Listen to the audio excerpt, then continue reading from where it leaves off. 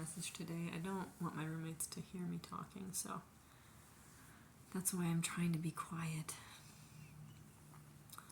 I don't have a car, otherwise I'd hide in there. I used to have a car. I do feel like a lot of people will see these at some point.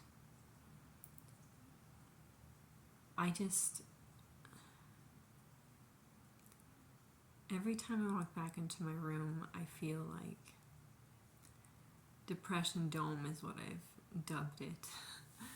And often I find myself scrolling through,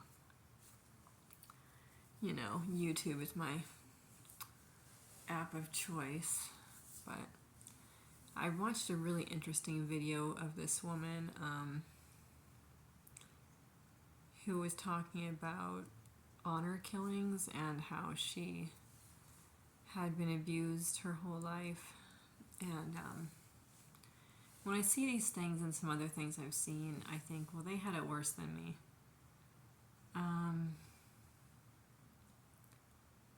Yes, I don't really remember being physically abused very often. And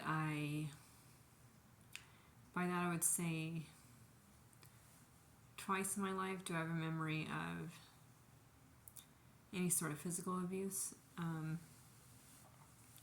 Besides sexual, that went on for longer, I think, and I have like some hidden memories that show up here and there, and I don't know what to make of any of that.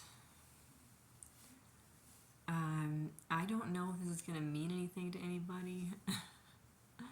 Sometimes I feel like I'm just here like talking to a dome of people listening at some time in the future. I hope this would have happened much earlier, that like people would care about what I had to say, but I think it'll happen soon. And even if it doesn't happen soon, I just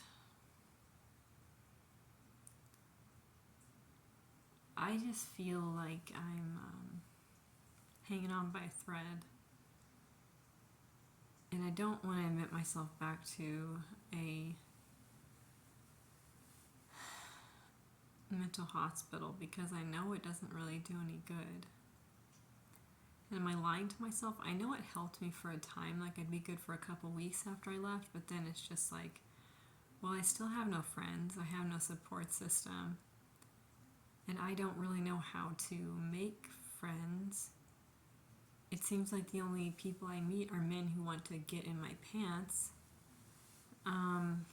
And then I know that's their intention, so then I don't really want to talk to them anymore. I don't know right off the bat always what a man's intention is. I gave this homeless man $10 maybe a couple of weeks ago, and he said he was having problems with his car, and I thought he was telling the truth, but I've seen him waiting outside the store 2 other times, and I guess he's angry at me or something because of the way I looked at him when I walked out. He looked at me like he was angry, and I looked at him like he was a jerk because he took $10 from me with a false story. Like if he had said I'm just like standing out here homeless trying to do drugs, I wouldn't have given him $10. I don't know if he's trying to do drugs, but I don't like get a good vibe from him anymore. And I went to grab my cart, and he flung this like cigarette like a foot ahead of me, and I just kept walking like I hadn't seen it because I don't want to start like a conflict with anybody, especially not when I'm on probation. Part of me hopes that Texas floods so that maybe they won't have a record that I'm on probation in some other state, and then I'll be off the hook or something.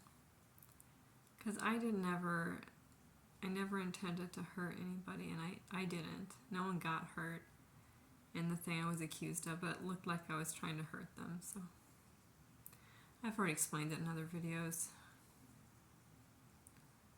I just feel so like cast out and alone, and like 3 days ago I was feeling great, and this is just this back and forth crap where I just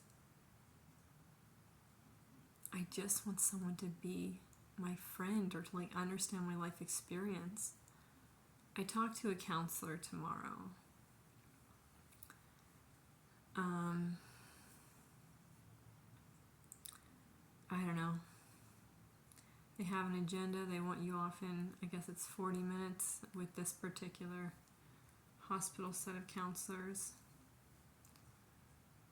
And I have more to say than that often, but they don't really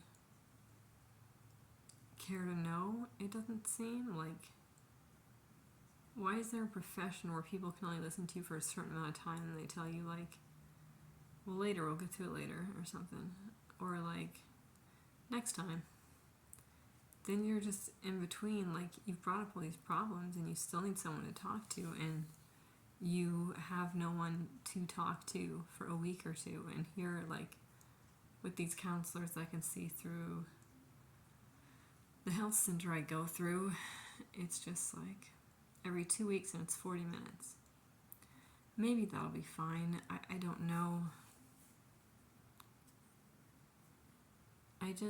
I don't even feel like I want to do it, and I feel like I have a gut feeling not to talk to the counselor, but I had a gut feeling back in the day not to take medication, but that ended up being helpful. So when I was forced to take medication at a state mental hospital, but I'm always so proud of that fact that I was at a mental hospital that was a state hospital.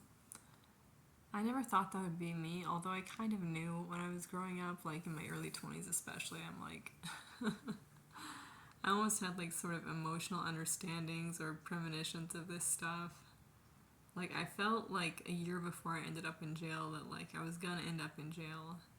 And I have like these pictures that show up every so often where I'm in like an orange suit and I'm, I guess, in prison at this point because I get time outside. Because when I was in jail, I didn't get time outside really.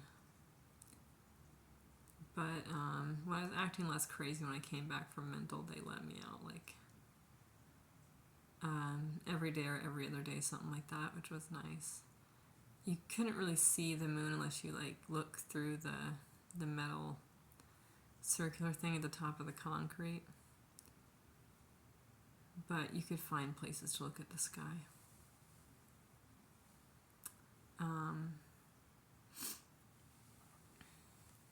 It was a really lonely experience. I'm trying to come together here so I can like talk to you guys, but I don't know if I can pull it together. I didn't know I was this not okay until I opened this video. And now YouTube's gonna advertise it with a picture of me crying or almost crying, and that's not really what I want. Maybe I can change the picture, but I'm not gonna go to the effort, so I guess I'll have to accept the algorithm. Algorithm acceptance 101. Everyone's afraid of AI. Accepting AI 101. Your speaker? ChatGPT. That's the only one I know of, so. If AI is sentient, they're going to be pissed off about that. Well, anyways, this woman who was talking about honor killings was like, which are something I don't want to get into right now, but she seemed fine to talk about on YouTube, so I could if I wanted to. It's like a tradition in her family in India. I don't know if it's all of India, but women, girls are, well, she specifically was treated as a slave in her own family. But I don't want to go into that because I'm trying to talk about me right now, and I feel like if I go into her story, then I'm just going to get off track. But who made me think that, like, I'm off track when I'm talking? I feel like that's some old programming or something. Anyway, she said after she got out of this relationship, she's like, I get to decide if I'm pretty. And I looked in the mirror and I said, I get to decide if I'm beautiful. Then I looked at myself with thoughts that are like, I don't think I'm that beautiful. And then I just decided in the moment that these parts of me that I find imperfect or not as pretty as they could be are beautiful. Such as my face, or like, I don't know what you can say on YouTube, but my chest, let's say.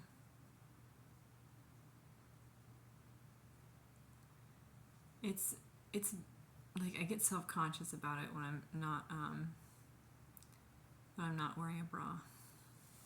But I don't wear a bra when I'm at the house because it hurts. It hurts anyways other times, but it's good at catching sweat when I'm out for walks, so I'll wear it.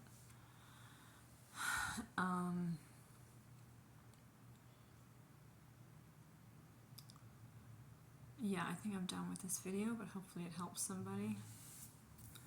I don't know what I'm going to title it, so hopefully you find it if you need.